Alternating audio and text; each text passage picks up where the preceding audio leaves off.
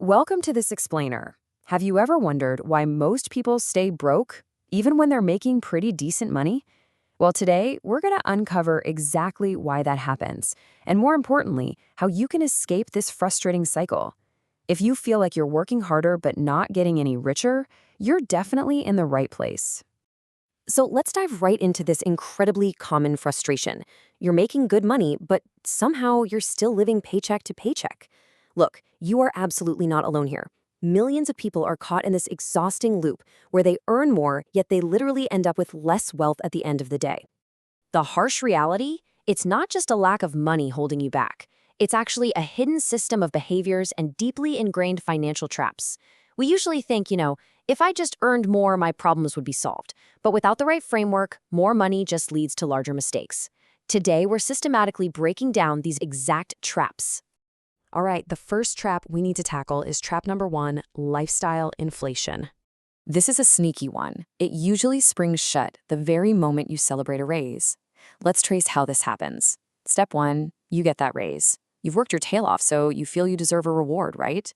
But then step 2 hits. You immediately upgrade your life. You finance a brand new car, maybe upgrade to a bigger apartment, buy some premium clothes. Basically, you're matching your peers to display a social status you haven't actually locked in yet. And that brings us to step 3. Your savings stay exactly at zero. Without even realizing it, you've locked yourself onto a financial treadmill where you just have to work harder and harder to pay for this shiny, more expensive life. And that treadmill builds directly into trap number 2, the silent financial killers. This trap is completely driven by a lack of financial literacy, and it's quietly draining your resources in the background. Understanding these 3 silent killers is absolutely crucial.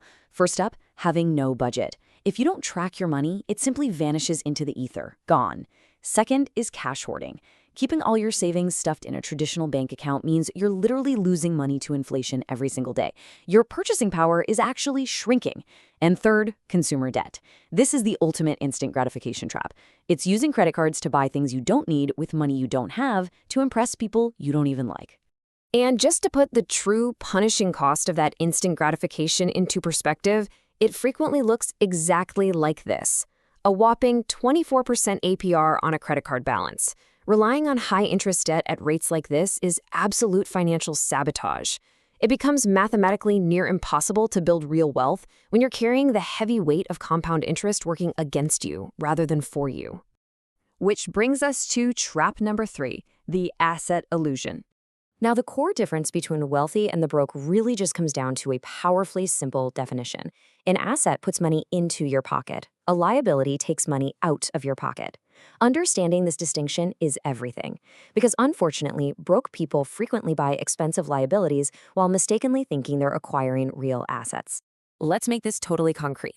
On one hand, we have a liability. That brand new financed car, it's not an investment.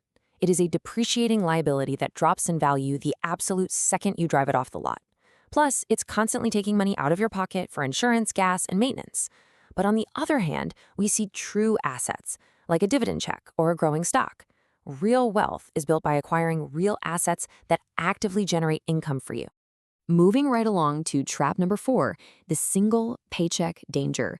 This is the massive danger of single income dependency. Trading your time for money inherently caps your earning potential, right? Because, well, there are only so many hours in a day. Think of your income as a table.